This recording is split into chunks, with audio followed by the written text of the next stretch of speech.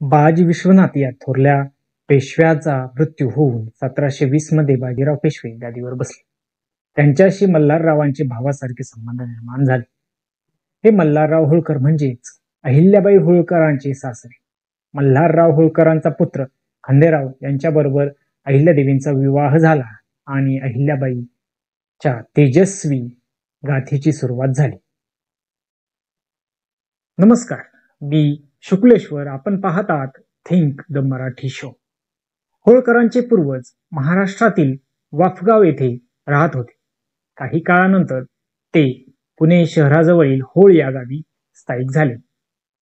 म्हणूनच त्यांना होळकर हे आडनाव पडले. खंडोजी पंत होळकर होळगावच्या पाटलाचे मदतनीस होते. 1693 साली त्यांना पुत्ररत्न झाले, म्हणजेच मल्हारराव होळकर.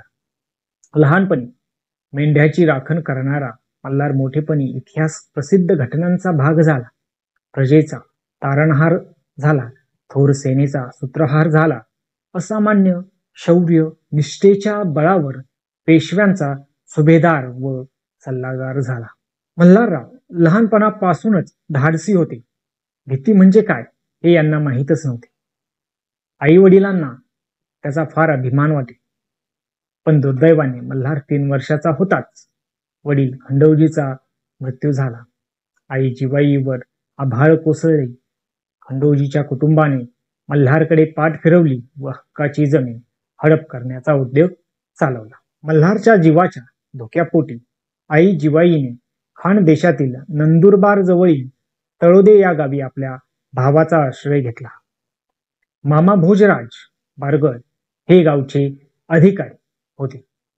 कंठाजी कदमबांडे यांच्या पदरी 50 घोडेस्वारांच्या पथकाचे नायक होते. यांनी जिवाई व मल्हारला आधार दिला. मल्हार 8 वर्षाचा झाला. तो रानात मेंढ्या चारायला जाई. एकदा मल्हार झाडाखाली झोपला असता जिवाई भाकरी घेऊन आली, तर तिने बघितले एक जातिवंत नाग मल्हारच्या डोक्यावर वेटोळे करून बसला होता. जिवाई अर्धमेली झाली. तिने आजूबाजूच्या लोकांना गोळा करताच नाग शांतपणे निघून गेला.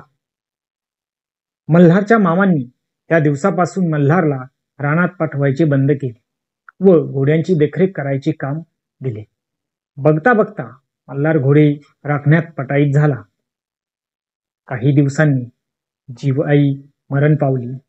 मामांनी भाचा मल्हारचे शौर्य ओळखले व आपली कन्या गौतमाबाईचा विवाह मल्हारसे लावून दिला. मल्हार मोठ्या शुभवेळेला घोड्यावर चढला व पुण्यापासून ते दिल्लीपर्यंत शौर्य गाजवले व पराक्रमाने मल्हारराव माळव्याचे राजे झाले व मेंढपाळाचे प्रजापालक झाले. तर अशा प्रकारे आपण अहिल्याबाई होळकरांच्या जीवनाविषयी जाणून घेत आहोत. भविष्यातही आपण जाणून घेणार आहोत. त्यासाठी चॅनलला सबस्क्राईब करायला विसरू नका. हा व्हिडिओ लाईक करा व इतरांना शेअर करा. धन्यवाद.